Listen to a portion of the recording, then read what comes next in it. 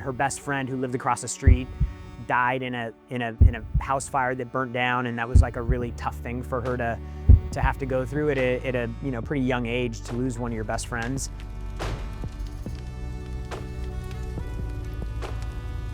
It's such a horrible situation. It makes me really sad, and it does affect me. I couldn't have even imagined how that would have hurt her.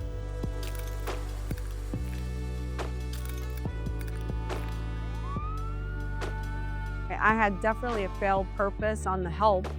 I mean, I really wanted to put the fire out and save my friend, and I failed at that purpose, you know. Couldn't go into the house. It was the downstairs was so hot. It was, you couldn't even like approach it. It felt like the hottest fire I've ever felt. So yeah, I mean, after that, it was really rough. I did take off that day of school. They decided I should stay home that day. I remember I walked about 2 or 3 miles to my friend's house. So she was there, Stephanie Levon, who was Stephanie Cordy at the time. And I went to her house, and I told her, I said, Goldie died in a fire. And then I just remember being there. My other 2 girlfriends came over, and next day I'm catching the school bus, going to school with the lump in my throat, trying to like suppress that emotion and that trauma. It was very, very painful time. No one did therapy back then, and thank God I didn't do therapy. I'm completely like, I mean, for me and what works for me, I'm like completely not, therapy's not my deal. It's not my jam. That's for other people. They would have put me on psych medications and they would have made it worse. They would have evaluated for me. They would have keyed me in, re-stimulated me, and then said, oh, time's up, gotta go. Like, that's not my jam, you know? Fortunately, I found Scientology for handling mental image pictures, you know, and being able to handle the charge related to the mental image picture. Every single time I went out of my house, I saw that burnt out shell of a home. It took like years before they actually, and then when somebody actually bought the house, they kept the house the way it is and just remodeled the whole entire inside. So it still looked the same. Nobody tore the house down. Yeah, it was very painful. But I remember her brother, this is, I don't know, maybe a week or 2 later, asked me to go into the house. That's when I remember the smell. That's the first thing from the smell. That's a very different smell than the night of the fires. It has a very distinct smell. I hate that smell. I can always tell if something's been burnt, like with fire smoke, you know? So I walked up the stairs and into her room, and that's when I really like understood fires for the first time, because I thought it was amazing that you could have a stack of papers on a desk and everything be black and charred and the stack of papers not be burnt. Yeah. Everything could be melted. I don't know, whether it's the smoke that goes through and swirls, or this was, I still have this card, by the way, but this was like so insane. So I'm going through her room and I get to her little vanity area. And it's like that scene I'm describing where everything is charred. The whole vanity thing is just black, charred wood, you know, just charred. Everything on the desk is charred. And then there's this envelope with my name on it. This was from the only thing that I have from my friend Goldie's house. Oh, I can't. Oh my God, Elena, really? Can you imagine? Like, I just lost my best friend. She just died. Her mother just died. In the room that I was in, and I found a letter with my name on it. Oh my. So I've never been able to throw this away. No, why? It's just, And what does it say? it says, Have a Merry Christmas and a Happy New Year. Wow. And it says, happy to be friends with you. So just incredible. That is so incredible. And that was her. Wow. I don't think anybody has ever seen a picture of Melody. Nobody. I never showed this to anyone. And then this was the little write-up that they did in the paper. And I just saved all of this for all these years. Wow, I can't believe this. Was this in there as well? Mm-hmm. See, it says Goldie Shay was here. And she rolled out the mascara, like the thing. She was cleaning it. It says, hi, Elena, see you later. Goldie Shay was here. Wow. Wow. How incredible. How incredible. I can't believe this didn't break me. No, and where I saw it was everything on the shelf was completely burned except paper with my name on it. So That's so incredible. Wow. That's amazing. So Thank you so amazing. much for sharing this, Elena. I know, I didn't expect to come across that, but Wow.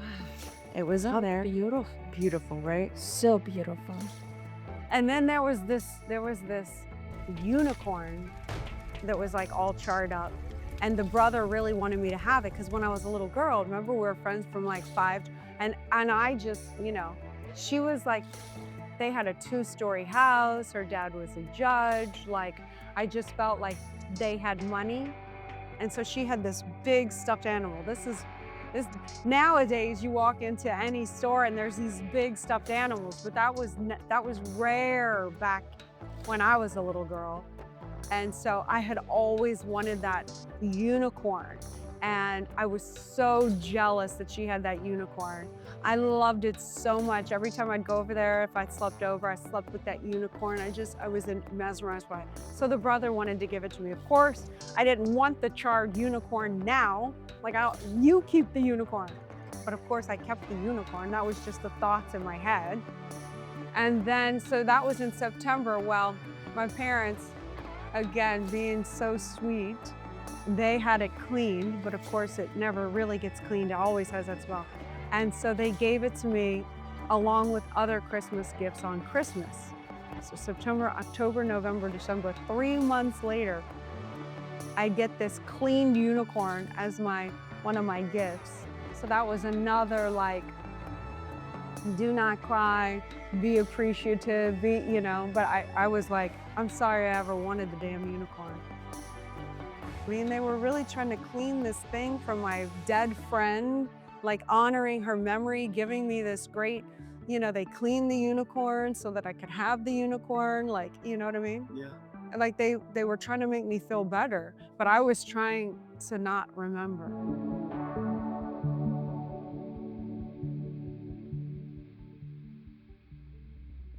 How do you navigate life, and how do you try to figure out what you're going to do in life when you're living with this incredible burden of this horrific experience? And it's very traumatic, and it haunts you in ways you don't even realize. That's when I started really going down that path of self-medicating. Her parents loved her very much, and so it wasn't their fault, but she was so close to all that upset and all that kind of like pain that she wanted to, get out of there and go become an actress and find herself. And so, that's what happened. I went numb. I went, suicidal thoughts. Never acted on it, but I wouldn't have minded maybe at that time if something were to happen. I took a lot of risk. That's when the whole Cece's little sister thing, I was like, oh, I got this, because I don't care if anything happens to me or not. So I can go all out. I can push it all the way beyond the envelope because I don't care if I die. I think when you have life events that are shocking and unexpected and heavy like that at a young age, that definitely shapes, it definitely shapes who you become, but sometimes in unexpected ways. Bad stuff happens in life sometimes. You can't let it ruin your entire life, and you have to stand back up and pick yourself back up and keep going with life. And it's really hard. And I know, like, it must have been horrible for her. And I'm so grateful that nothing like that has happened to me in my life. When I first, became friends with her and we started working together, she shared with me very personal things about her family and told me about her life. Like, she never tried to be like, I am Elena and you're not. Day one, she took me in as her friend. And we've always had that trust as friends. She's just authentic and she's real. She's kind. I have seen her help so many people.